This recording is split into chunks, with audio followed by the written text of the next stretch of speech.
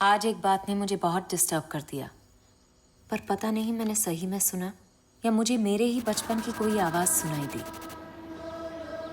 शुरुआत स्कूल के एक रूटीन दिन की तरह ही हुई।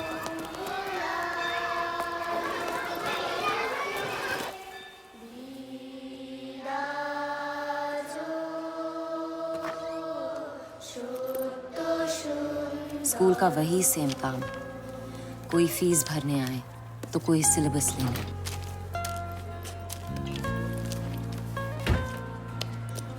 लेकिन जिसका मुझे इंतजार था वो नहीं आई।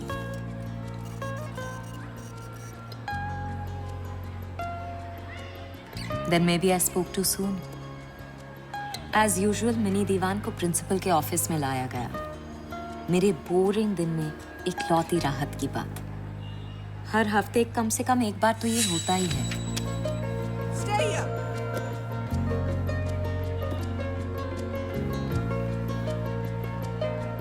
Sit.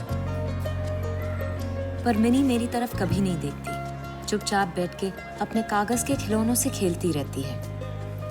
मैंने कई बार उससे दोस्ती करने की कोशिश की, बात करने की कोशिश की, लेकिन सब ट्राई फ्लॉप हो गए। मिनी दीवान से दोस्ती करना मुश्किल ही नहीं, नामुमकिन था। आज मिसेस बर्नेट कुछ ज्यादा ही गुस्से में थी। Mrs. Oh, she's not there. नहीं, Durga, I just don't understand what to do with this girl.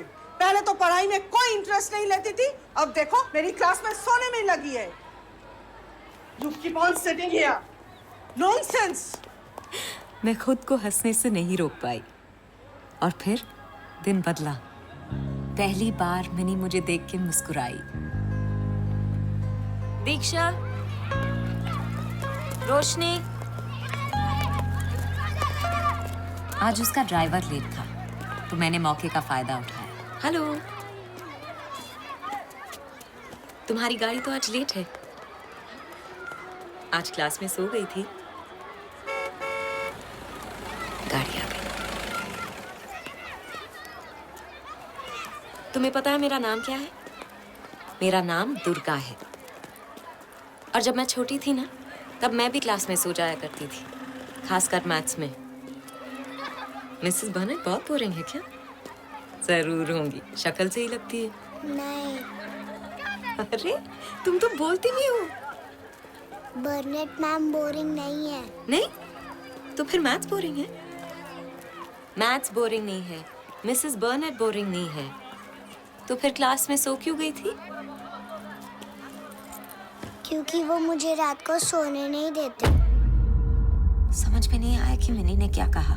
इससे पहले कि मैं दोबारा कुछ पूछती, उसकी गाड़ी आगे निकल गई।